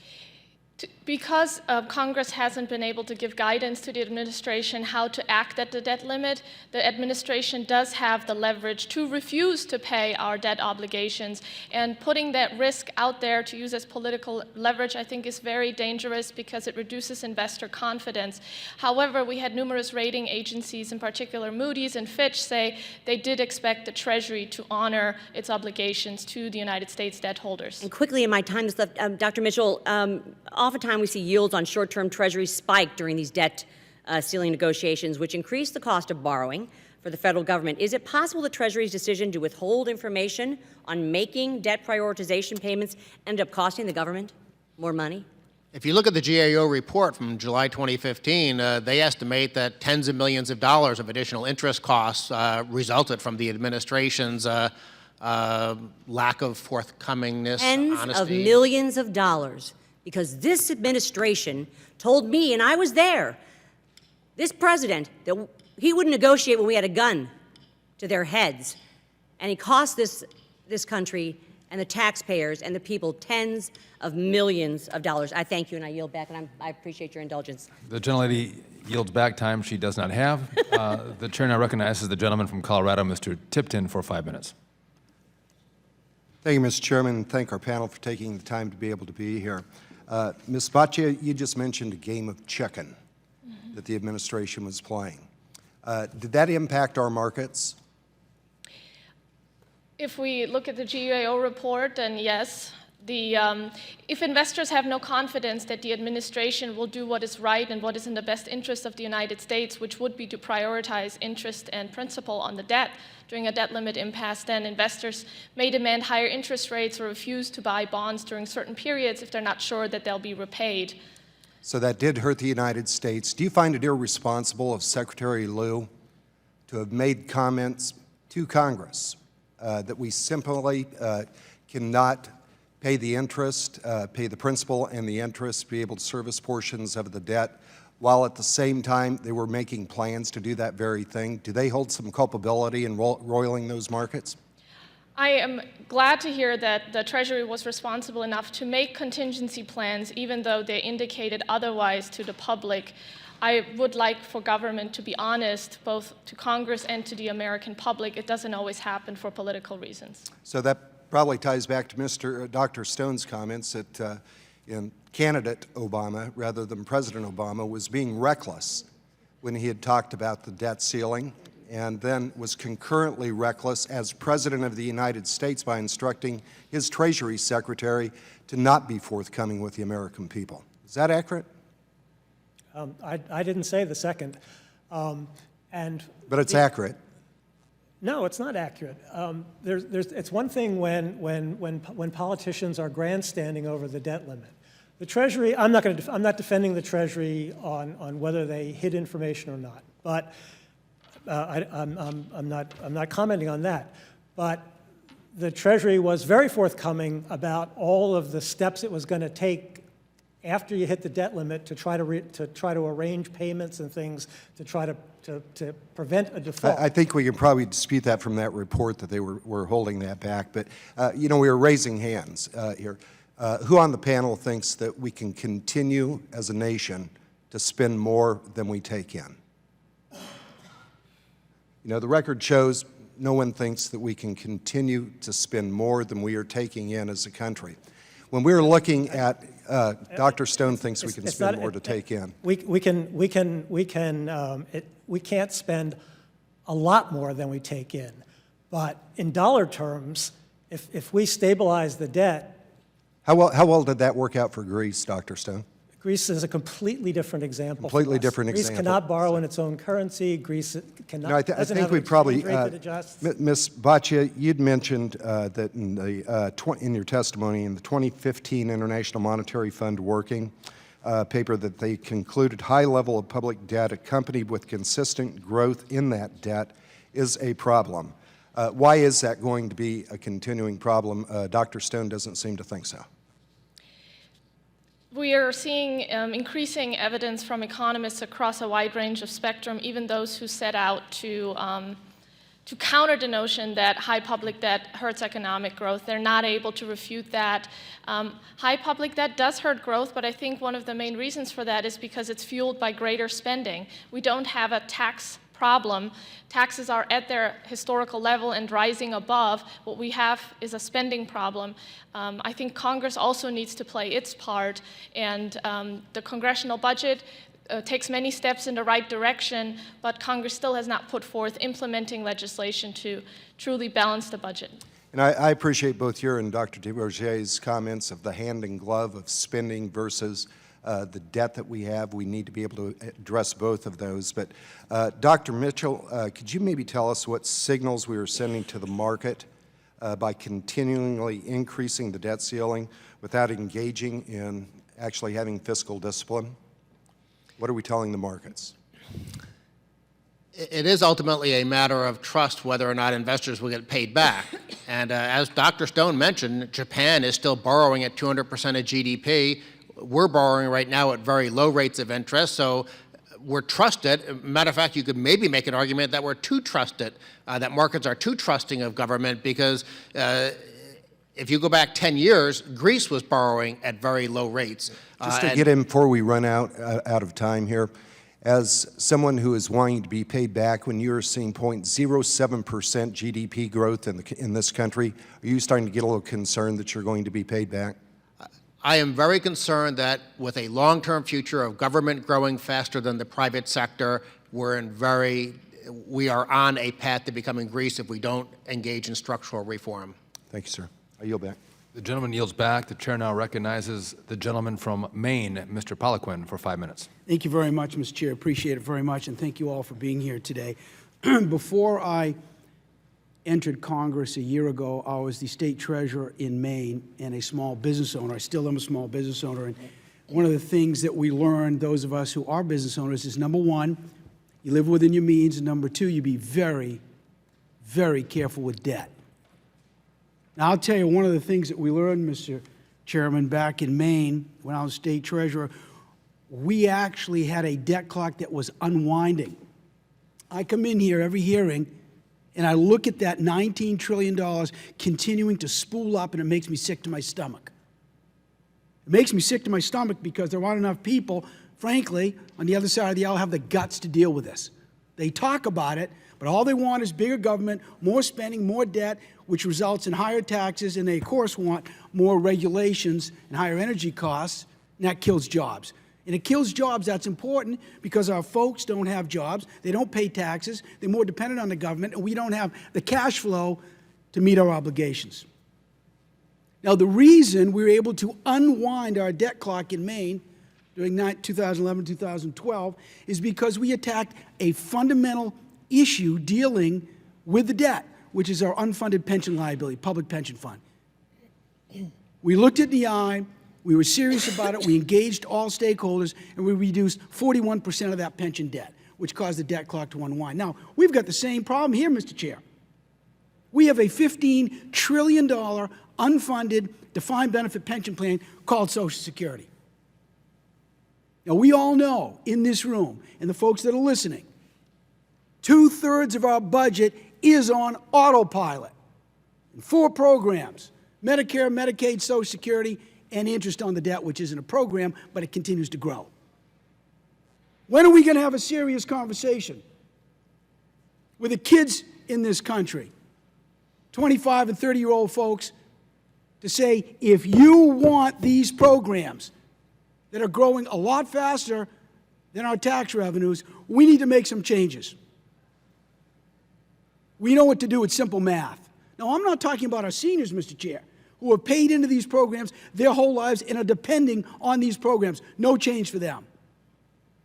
But we have millennials, and there are a lot of them, a lot more than the baby boomers, and we can fix this. So that's one of the reasons, Mr. Chair, why I support, and I know you do too, and those on this side of the aisle do, a balanced budget amendment of the Constitution. My second day here, I'm still trying to find out where the men's room is. I co-sponsored that bill. I think it would be the greatest institutional tool that Washington could have. Force Washington to live within its means so we can start paying down our debt. Now, Mr. Chair, when we have Mr. Lieu coming in here, the Secretary of the Treasury, telling us, well, the debt's no big deal. It's only 3-4% of the GDP. We've talked about it today. You have, Mr. Chair. Thank you. The interest payments on that debt are now twice what we spend on veterans benefits in a year. They're projected to exceed what we spend to defend our country in 8 years. It is a big deal. Now, I would say also, Mr. Chair, that 4 years ago, the annual budget deficit was $1.3 trillion. It's now $440 billion. We got a long way to go, but it's been cut in 2/3. Not because some folks don't want to spend more, it's because that Republicans are trying to be fiscally disciplined and have spending caps in place.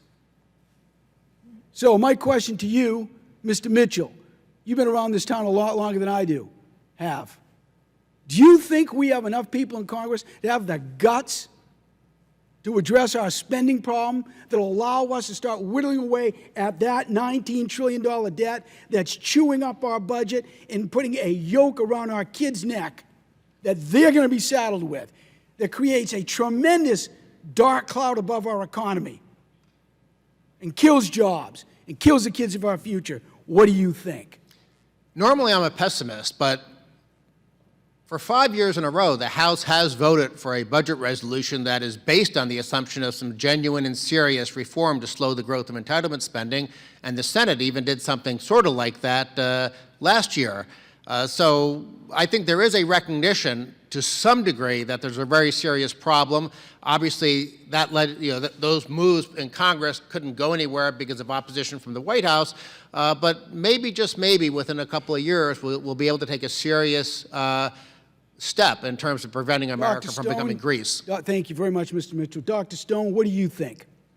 Do you think we have enough people in Congress on both sides of the aisle? I know we do on this side. Do you think we have enough on the Democrat side who are fiscally disciplined and conservative enough to start getting their act together and start living within our means? What do you think, sir? I think that in 2010, in 2011 rather, when we had the debt ceiling crisis, and we had a commission, we had a super committee in Congress to try to make decisions.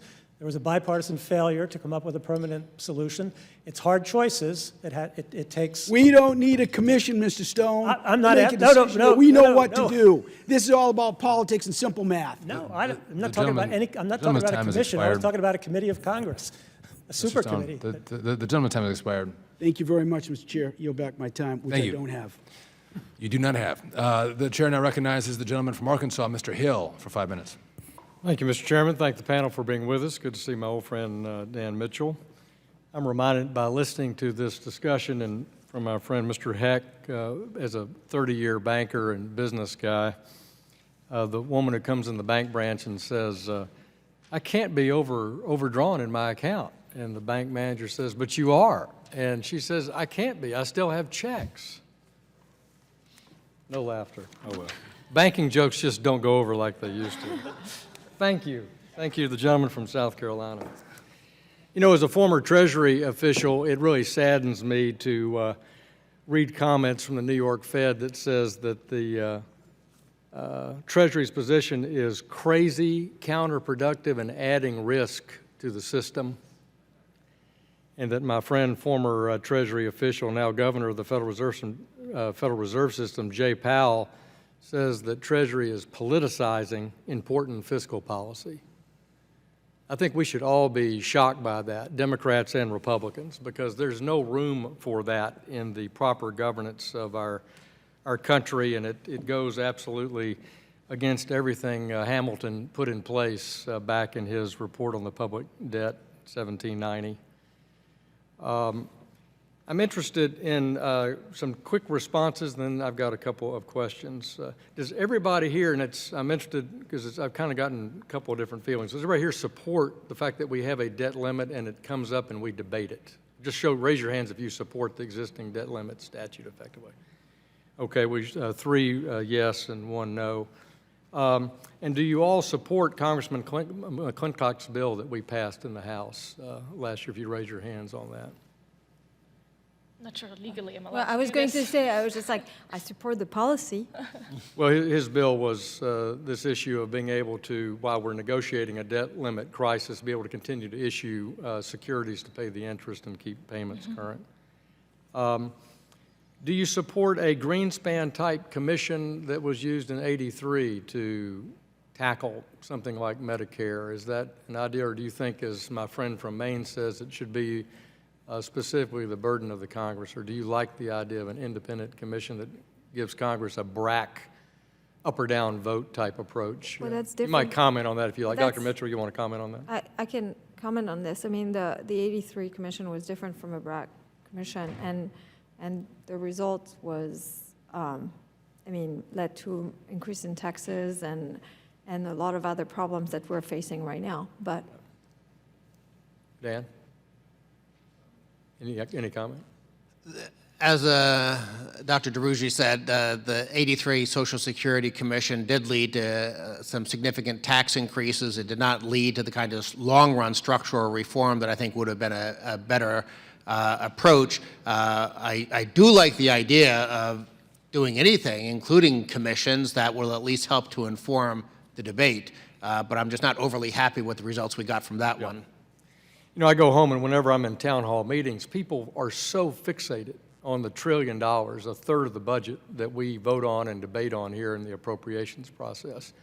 And it's just a disproportionate amount of the things I think members of Congress hear when they're at home, and we never hear from our constituents in a detailed, thoughtful way about the 2/3 of the budget that I think has been the anchor of our conversations today, that I agree have a big demographic structural component to them. Dr. Stone, you talked about in your testimony general thoughts about levels of debt to GDP. You were a classic economist on the one hand, and on the other hand in your overview of that. But in the Reinhardt-Rogoff papers that were delivered to MBER and all that back in 08 to 09, they had specific views on debt to GDP levels for the long run. And I'd be interested in each of your views on what you think that band is of where we need to move debt to GDP to have the national debt return to being a national blessing and thus not be excessive. Dr. Mitchell. As I mentioned before, Japan has government debt 200% of GDP. They can still borrow. Argentina would probably be in default if they tried to go to 50% of GDP. So it really depends on the underlying conditions in the country, which is why I think the most important thing to focus on is capping the growth of government spending relative to the economy. The Swiss debt brake does that. It's been very, very successful. Hong Kong, Article 107 of their basic law. The goal isn't to balance the budget per se, it's to make sure government doesn't grow faster than the private sector. If we could have a rule like that, where you address the underlying disease of too much government, then the symptom of red ink disappears. So I want to deal with the underlying problem. We deal with the underlying problem, and the symptom of borrowing goes away. Mr. Chairman. The gentleman's time has expired. The chair now recognizes the ranking member, the gentleman from Texas, Mr. Green, for 5 minutes. Thank you, Mr. Chairman. And I would like to simply reiterate that my friends are in the majority. To continue to blame the Democrats makes little sense to your voting public. They expect you to produce legislation. You want a constitutional amendment? You're in the majority. You want to pass a bill that allows prioritization? You're in the majority. You can do it, believe me, trust me, you are in the majority. You don't have to depend on Democrats to get it done. I think in the spirit of compromise, that would be the better thing to do, but you're not willing to compromise. Therein lies the problem. If you want to do it, pass McClintock, pass it through the Senate, send it to the president. Let's see if he'll sign it. If he does not, then you go back through regular order and you produce something that we can all agree on to the extent that you got a majority in the House, majority in the Senate, and a president to sign it. But don't behave like you're in a minority and it's the mean old Democrats who won't let us pass legislation. It never stopped you from passing a repeal of the Affordable Care Act more than 50 times. More than 50 times. And there are still other repeals of it pending. You have repealed it consistently? Okay, then act like you're in the majority and pass your legislation. Let's go to Mr. Stone. Mr. Stone, there was a comment made about Greece, and you did not have an opportunity to finish. There was a comparison being made. Would you kindly finish your commentary? Well, as I was saying, and I mean, Dan agrees Dr. Mitchell agrees that Japan is able to borrow with 200% with a debt ratio of 200% of GDP.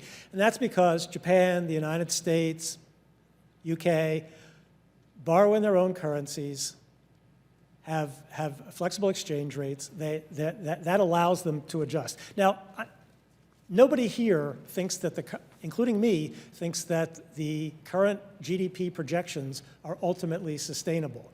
We're discussing whether the debt limit is a worthwhile tool to try to discipline spending. And I strongly disagree with the idea that the debt limit has much to do with it, or that the prioritization makes sure that certain bills get paid, and maybe some bondholders are happy with that, but there's a lot of bills that don't get paid, And that doesn't make us look like a very fiscally responsible country. And that too, and it makes it look like it's okay to not pay those bills in a protracted debt negotiation. I appreciate your indicating that this is not an effective tool because of the consequences associated with a possible shutdown. And that causes me to hearken back to 2011 and what Moody's did when they downgraded us. And we didn't have the shutdown. We were downgraded. And I think that, Moody's gave us a negative, and S&P put us on a credit watch. So our opinions count, but the opinions of the agencies that rate us count as well. And while we may pay P&I, it will cause a good deal of consternation in international markets as to whether or not we're going to pay all of our bills and eventually not pay P&I. Why put ourselves in that position? Why don't we legislate now, given that we have more than 400 days to do what Ms. DeRoger says? Pass her recommendations if you'd like to. Don't expect me to vote for all of the things that you would support, but if we can reach some sort of compromise, I think we can get this done. The problem is that there are people who don't want to compromise. They want us to support any and everything and leave behind a good many people who are going to suffer as a result of the crisis that we will manufacture. To this end, it's my belief, Mr. Chairman, that Social Security is important to people who are receiving it. And I think we can sustain it, we can support it, without it being a detriment to the economy. We have to work together and work out a compromise on Social Security. But we're not doing that. Rather than do that with Social Security as well as with Medicare, we're trying to find a clever way to create a debt crisis so that we can have the administration prioritize. If you want a prioritizing to take place, pass the legislation. Get it done. You're the majority. It's your job to get it done. Don't whine and cry about how the Democrats won't support us and are there enough people here willing to do it. Yes, there are enough people willing to do it if you got the majority and you use it properly. I'll yield back. The gentleman yields back. The chair now recognizes the gentleman from South Carolina, Mr. Mulvaney, for 5 minutes. Mr. Stone, on your report, you cite a GAO report that says, and I'll quote here, that regarding the debt ceiling crisis in 2011, when the Treasury was close to breaching the debt limit, investors reported taking the unprecedented action of systematically avoiding certain Treasury securities. That cost the Treasury from roughly $38 million to more than $70 million in higher interest costs, amounting to, in essence, nothing more than a waste of taxpayers' money. I take it that was because of the uncertainty in the markets. That's why interest rates go up, or that's one of the reasons that they do. If the Treasury had information at that time that could have calmed the markets by letting the markets know that we would have paid principal and interest, do you think they should have revealed it? Let me put it this way. If they had revealed it, would it have calmed the markets? It may have calmed the markets, but it wouldn't have. It may have partially calmed the markets because. Do you think that the guys that were thinking about and gals that were thinking about buying Treasuries were worried about whether or not the national parks were going to be open, or do you think they were worried about getting their money back if they bought Treasuries? They were worried about getting their money back. And if the Treasury had information that would have assured them they would have gotten their money back, we might have saved that $38 to $70 million, mightn't have we? We might not have seen that shifting away from certain securities. Given the timing of things. You mentioned in your testimony, in another place, your written testimony, it says that the debt ceiling, quote, plays no constructive role in enforcing budget discipline, rather it encourages reckless brinksmanship, end quote. You've mentioned that a couple times in your testimony. Would you be surprised that according to AEI, that in 1979 the debt ceiling debate was used in order to leverage and require the president to present balanced budgets in the next following years, which he did. In 1980, the debt ceiling debate was used to reform import tariffs. In 1985, the debt ceiling was used to reform cigarette taxes and the alternative minimum tax. And there's several folks who were here in the 1990s who will swear to you that the debt ceiling discussion during the 90s led directly to the balanced budgets later that decade. So do you still stand by your testimony that it's never used in order to reach compromise that speaks to fiscal matters? No, I didn't say it's not. I didn't say it was never used to reach compromise. It says it plays no constructive role. Did it play a constructive role in 1979, 1980, 1985, and the 1990s?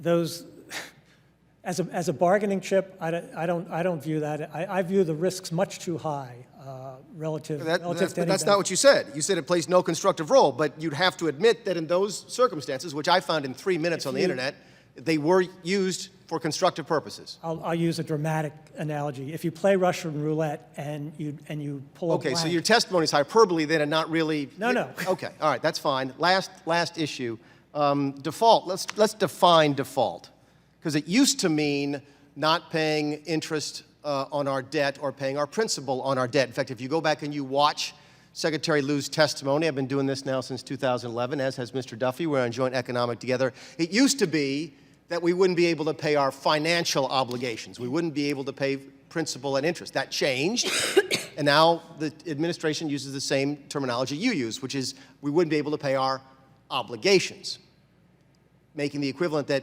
all payments are the same. So let's explore that a little bit. By the way, do we have a contractual obligation to pay back the debt? When we sell a treasury to Mr. Duffy, are we making a legal promise to pay him back? Mr. Stone, Dr. Stone.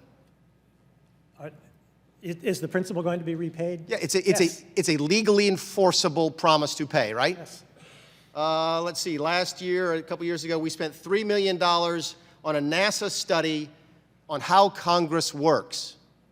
Does that rise to the same level of obligation in your mind as the promise to pay Mr. Duffy back the money with which he's bought a treasury?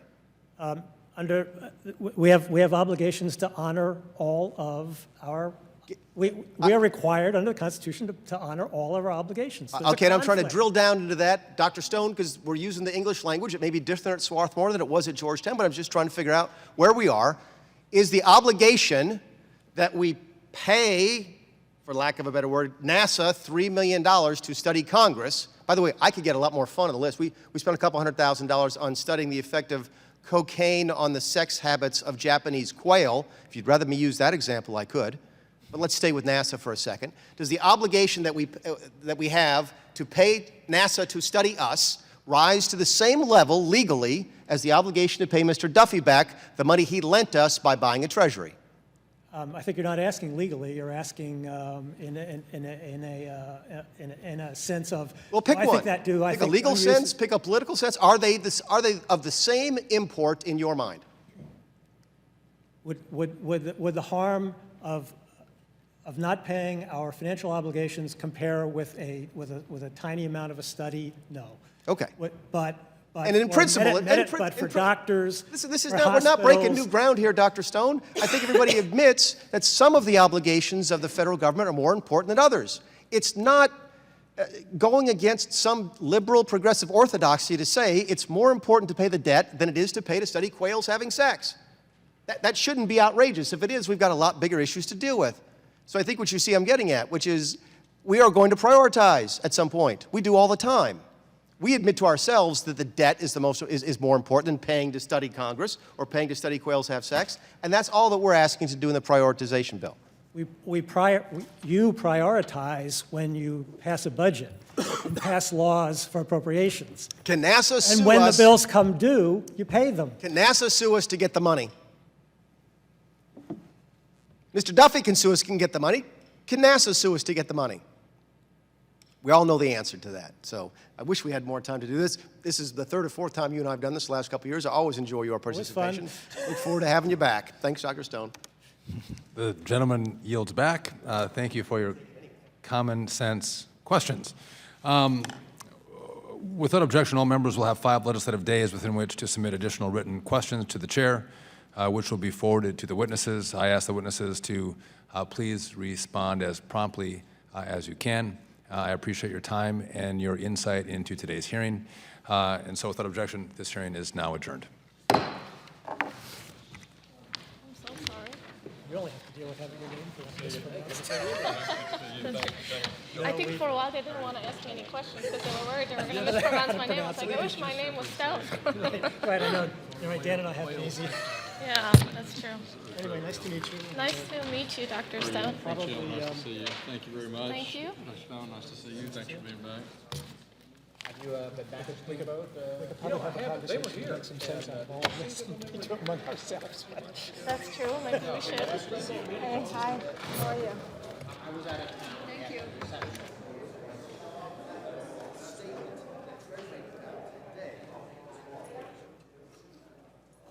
This is their press release today, Sean.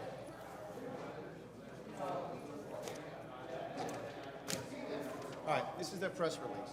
It says that Treasury has been forced to consider, as the department has explained on numerous occasions, Treasury has been forced to consider a range of options with respect to how it would operate in the unpredictable event. That's not true. Now, that's not an oath, so we can't on that.